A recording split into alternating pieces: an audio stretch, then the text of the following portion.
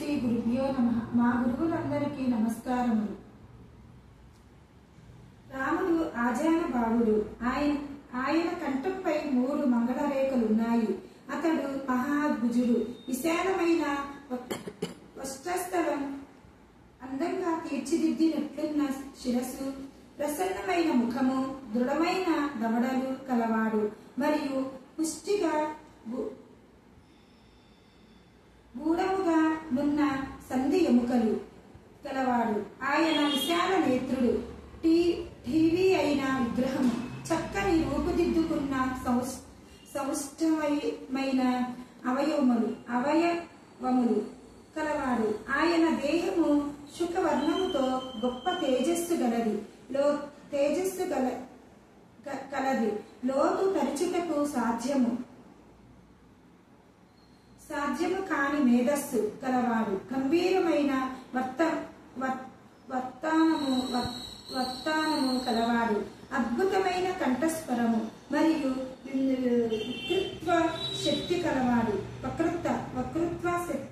కలవాడు. శ్రీరాముడు అత్యంత విశుద్ధమైన సౌశీలం కలవాడు.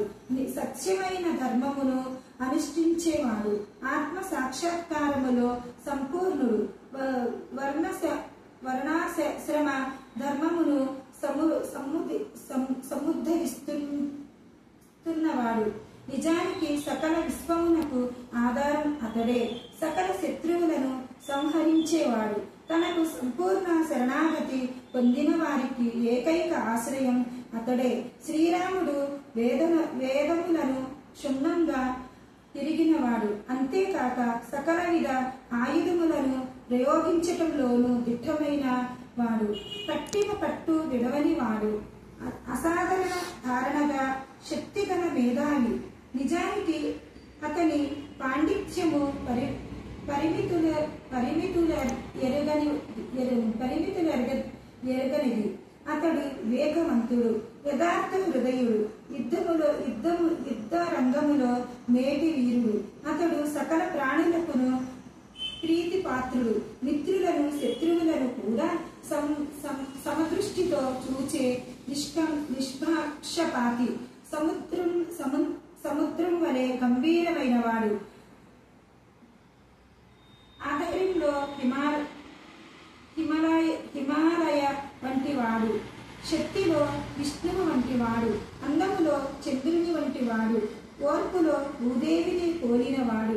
కోపంలో ప్రళయకాలంలో చెలరేగే అగ్ని లాంటి వాడు. సంపదలలో కుబేరిని వంటి వాడు. శక్తి శక్తులలో ధర్మాది దేవతయే. ఆ పైన నారదుడు శ్రీరామచంద్రుడిని లీలా విశేషములను వాల్మీకి సంక్షిప్తంగా వర్ణించి చెప్పాడు. ఈ శ్రీరాముడే ఈనాడు తన ప్రజలందరినీ అత్యంత నీతివంతంగాను ఆదర్శవంతంగాను పరిపాలిస్తూ ఉన్నాడంటూ చెప్పి ముగించాడు. శ్రీరాముడి పరిపాలనలో ఏ ఒక్కరూ వ్యాధి లేదా మనోవ్యధ బారి పడలేదని, రామరాజ్యంలో దొంగల భయం గాని, కరువు కాటకములు గాని, ఆకలి బాధలు గాని లేకుండా అందరూ సుఖ సంపదలతో తొలతూగుతున్నారని చెప్పాడు. హరే రామ రామ రామ హరే హరే, హరే కృష్ణ కృష్ణ కృష్ణ హరే హరే.